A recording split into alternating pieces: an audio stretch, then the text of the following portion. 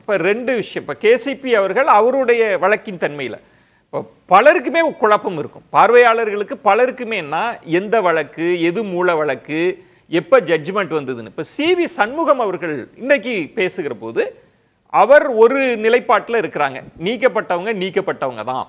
அவங்க ஃபேக்ஷன்ஸ் எல்லாம் கிடையாது, அவங்க குழுக்கள் எல்லாம் கிடையாது, அவங்க கட்சி சின்னம் தொடர்பான அந்த சட்டத்தின்படிலாம் அவங்க உரிமை கோர முடியாது. ஒன்று, தேர்தல் ஆணையத்துக்கு முடிவெடுக்கும் அதிகாரமே கிடையாது.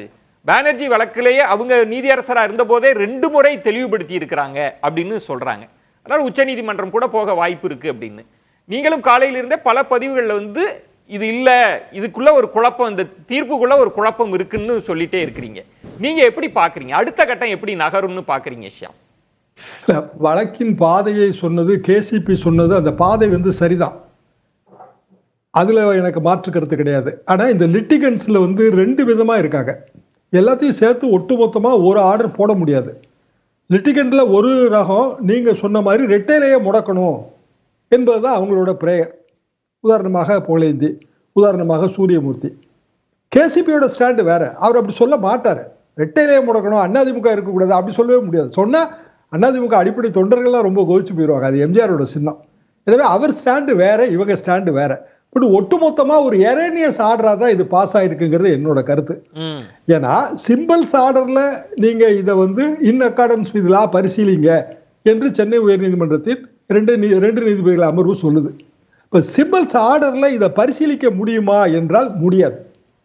காரணம், எப்ப அந்த நிலை வரும்னா, ஒரு கட்சி பிளவு ஏற்பட்டு 2 பிளவுகளுக்கு இடையில அதிகாரபூர்வமான சின்னம் யாருக்கு சொந்தங்கிற அதை முடிவை எடுக்கும் போது அப்பதான் வரும். அப்ப கூட டெம்பரரி நான் நியூஸ் தான் முதல்ல அவங்க பிரயோகம் பண்றது. ஃப்ரீஸுங்கிற வார்த்தையே கிடையவே கிடையாது. அப்போ நீங்க பழைய பிளவு கம்யூனிஸ்ட் கட்சி பிளவுல தான் சிம்பிள்ஸ் ஆர்டர்ல, அதாவது 1965 காலகட்டம், எனக்கு காலேஜ், சிம்பிள்ஸ் ஆர்டரை யூஸ் பண்ணாங்க.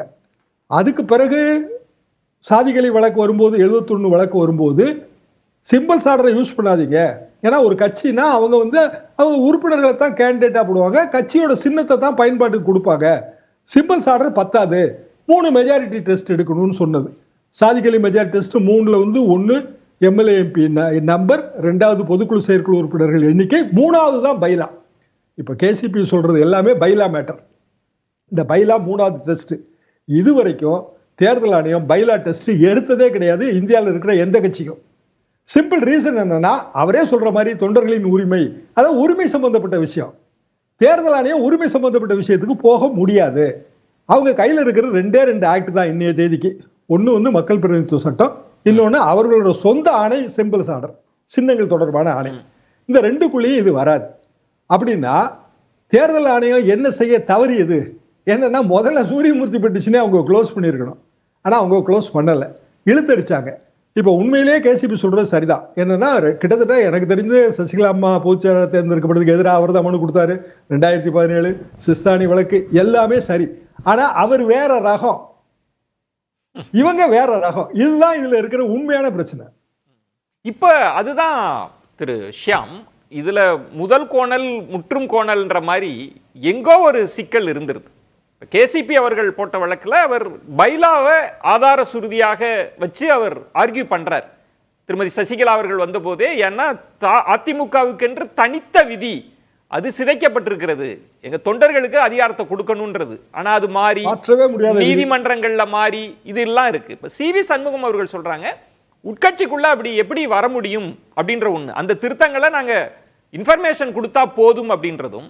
இன்னும் பல அதிமுக தலைவர்கள் இப்ப இபிஎஸ் ஆதரவு தரப்புல என்ன சொன்னாங்கன்னா, இது மாதிரி நீக்கப்பட்டவர்கள் எல்லாருமே உட்கட்சி விஷயத்தை எடுத்துக்கிட்டு தேர்தல் ஆணையத்துக்கு போனா என்ன ஆகுங்க, தேர்தல் ஆணையம் வேற எந்த வேலையும் பார்க்க முடியாது, இதுக்குள்ள அதிகாரமே கிடையாதுன்ற ஆர்கியுமெண்ட்டும் முன்வைக்கிறாங்கல்ல. நீங்க எப்படி பாக்குறீங்க? இப்ப தேர்தல் ஆணையம் என்ன செய்யும்?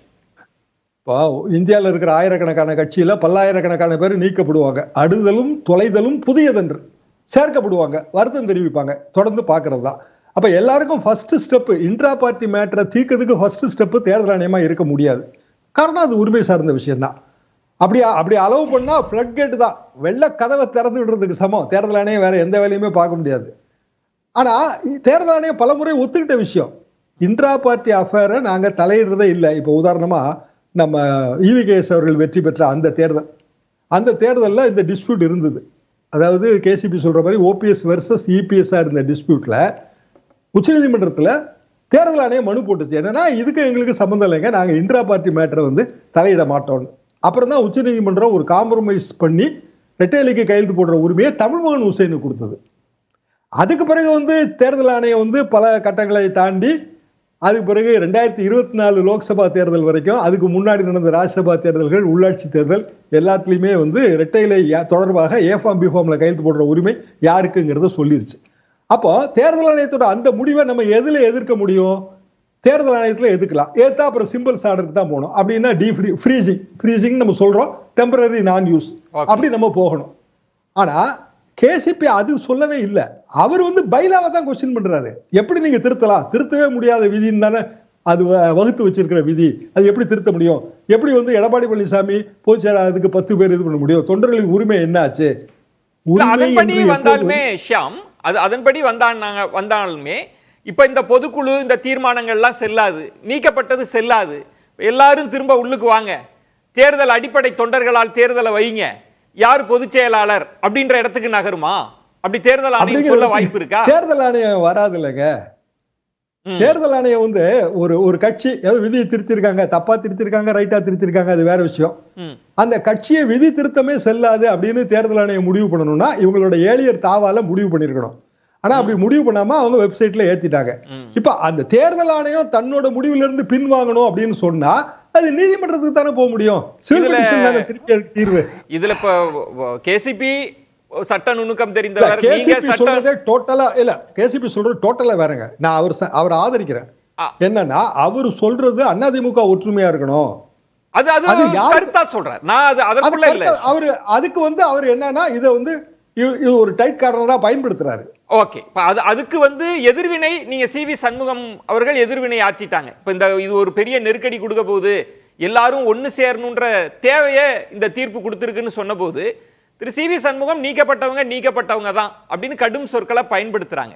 இதுல அரசியல் ரீதியா நான் ஒரு விஷயம், இப்ப கேசிபி அவர்கள் சொல்றது தேர்தல் ஆணையமும் அப்படி பண்ண மாட்டாங்க, பாஜகவுக்கும் அப்படி ஒரு எண்ணம் இருக்காது அப்படின்னு சொல்றார். சமீப காலமாக தேர்தல் ஆணையம் பாஜக இதெல்லாம் தொடர்புபடுத்தி தான் பேசப்படுறதுனால அந்த நம்பிக்கைப்படி தான் இருக்குமா?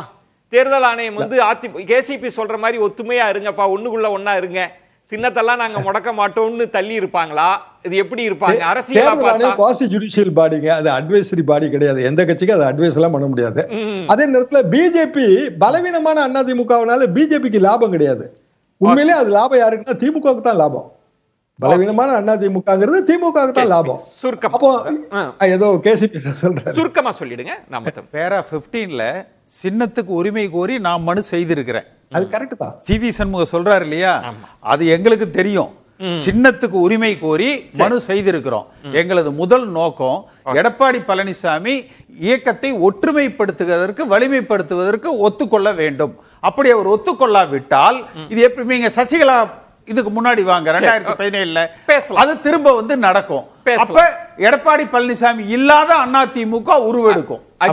அப்பதான் எடப்பாடி பழனிசாமி அவர்களுக்கு போல்டன் நட்ட டைட்டன் பண்றது தானே அதோட நோக்கம். அவரையும் உள்ளடக்கி கொண்டு வரணும்ங்கிறது நெருக்கடியில வச்சு கேட்கிற மாதிரி அதுக்கு ஒத்துக்கிட்டாருன்னா எல்லாம் இணைந்து பயணிக்கலாம். லீகல் ஸ்பேனரை எடுத்து எந்த நட்டை முடுக்குறாங்க? இப்ப அவர்களை தான்